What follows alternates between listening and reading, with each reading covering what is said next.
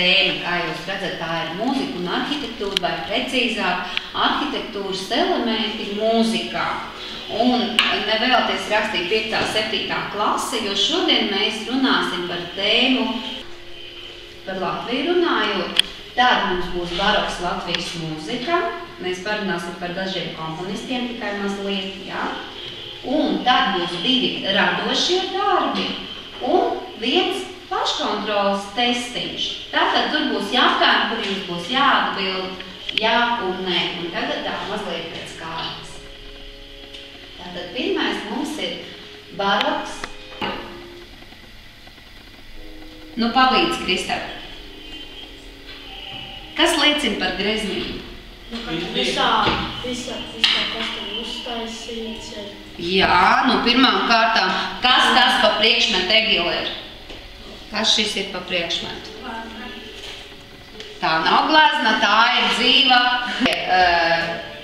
3 laikmetu komponisti savā ziņā ir ar tādiem savādiem uzvārdiem, tā kā Bukēns, Bukarts un Meders.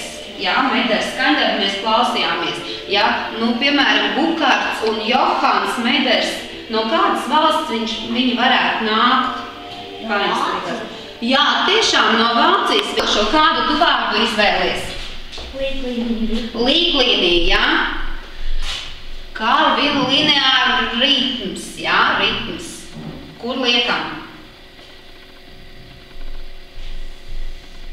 Šeit vai vēl augstāk? Šeit, kā kur tu gribēji, jā? Ļoti labi, jā, uzliekam šeit. Tālāk, lūdzu, Emīl, tu izvēlies? Dinamiku. Dinamika, jā? Arī angliskā versijā dinamika. Nu, kur tad tev dinamiskākā vieta liekās?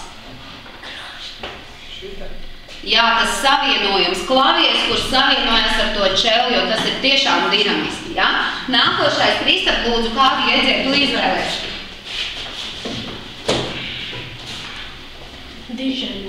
Diženums, tas nozīmē greatness, jā? Labi.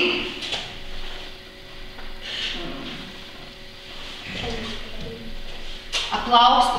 Stuma plaukstu, droši nebaidies. Stuma plaukstu kārtīgi. Diženums, jā? Tavuprāt, klavieris ir tās, kas nosaka to diženumu, jā? Paldies. Tātad diženums šoreiz mums grib mukt.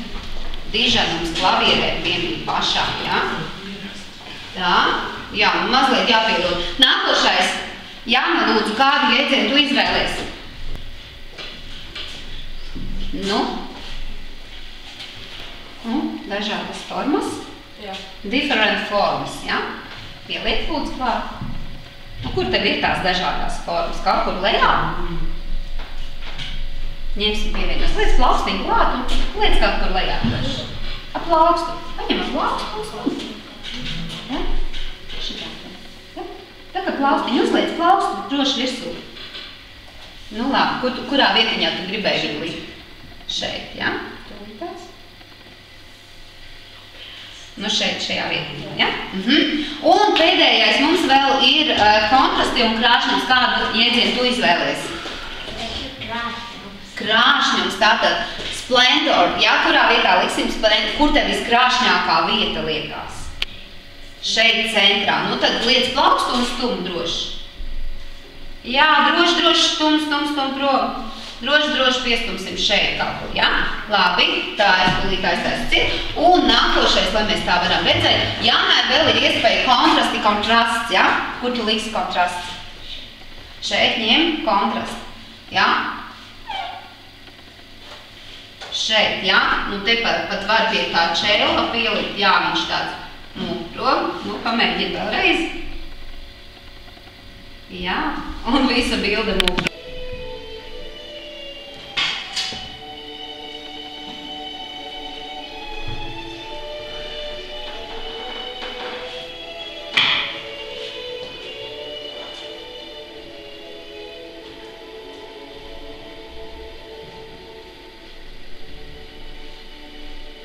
Pavērojiet, kas notiek modīs un kas tur augšā.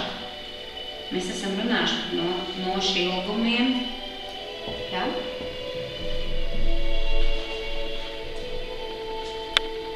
5, 6, 7, 8 rindiņā.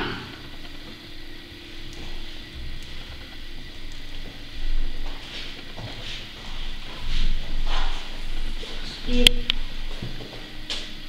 Esam izdarījuši. Jā?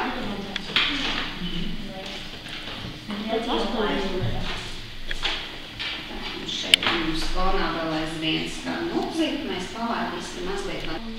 Tev patīk mums atbildēt uz šiem jautājumiem, jā? Kas Žaklīnai patīk? Ko tu vēl uzzināji? Ko tad?